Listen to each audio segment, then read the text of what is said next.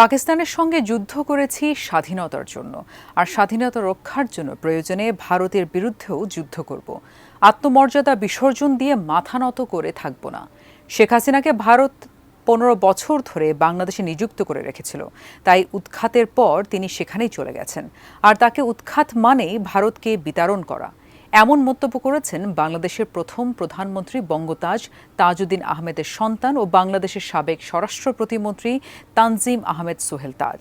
আরও জানাচ্ছেন ইমতিয়াজ আলম। আমি আওয়ামী লীগকে বলবো এবং সকল রাজনৈতিক দলকে বলবো, একটু আত্মসমালোচনা এবং আত্ম উপলব্ধি করে অনুশোচনাটা খুবই প্রয়োজন।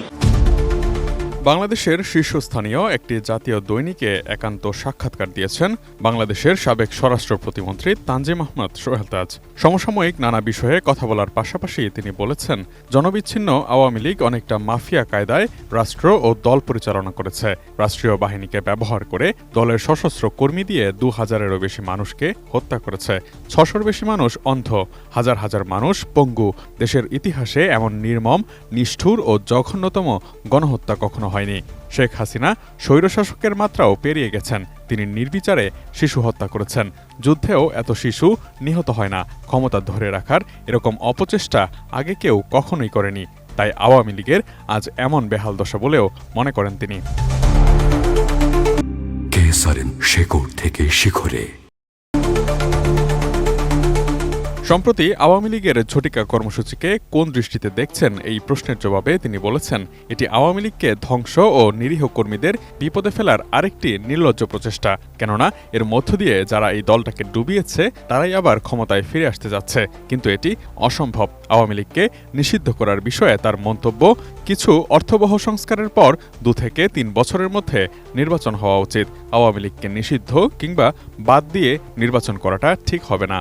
দুর্নীতি একটা কালচার হয়ে দাঁড়িয়েছে, অনিয়ম একটা কালচার, ঠিক আছে? এই অনিয়ম এবং দুর্নীতির কালচার থেকে যদি আমরা বের হয়ে না আসতে পারি, তাহলে 1971 সালের মুক্তিযুদ্ধের লক্ষ্যে আমরা কোনোদিনও পৌঁছাতে পারবো না, যেটা ছিল সোনার বাংলা।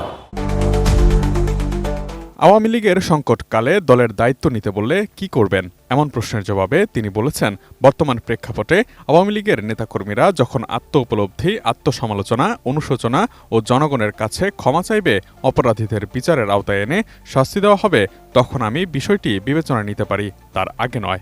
আমি আওয়ামী লীগকে বলবো এবং সকল রাজনৈতিক দলকে বলবো, একটু আত্মসমালোচনা এবং আত্ম উপলব্ধি করে অনুশোচনাটা খুবই প্রয়োজন। অন্তর্বর্তীকালীন সরকারের কাছে প্রত্যাশা কি, এই প্রশ্নের জবাবে সোহেল তাজ বলেছেন, মহান মুক্তিযুদ্ধের বাংলাদেশ এবং সব নাগরিকের সমান অধিকার চাই। বৈষম্য বিরোধী ছাত্র আন্দোলন যেসব ইস্যুর কথা বলেছে তার সবটাই তিনি চান। যেখানে গণতন্ত্র প্রতিষ্ঠিত হবে এবং বৈষম্য থাকবে না, অন্যায়, অনিয়ম ও দুর্নীতি দূর হবে, ন্যায় বিচার প্রতিষ্ঠা ও মৌলিক অধিকার নিশ্চিত করা হবে। হত্যা, গুম, নির্যাতন, মানুষের গণতান্ত্রিক অধিকারকে বিলুপ্ত করা, এগুলোকে আমি কোনোদিনও সাপোর্ট করিনি। তবে দ্রব্যমূল্য ক্রয় ক্ষমতার মধ্যে নেই, দেশের আইন শৃঙ্খলার পরিস্থিতিও কিছুটা খারাপ। তাই অন্তর্বর্তীকালীন সরকার মানুষের প্রত্যাশার পুরোটা বাস্তবায়ন করতে পারছেন না বলেও মনে করছেন তিনি।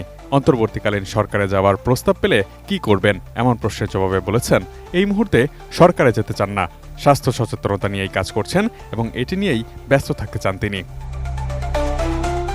Imtiaz Alam, desk report, ATN news.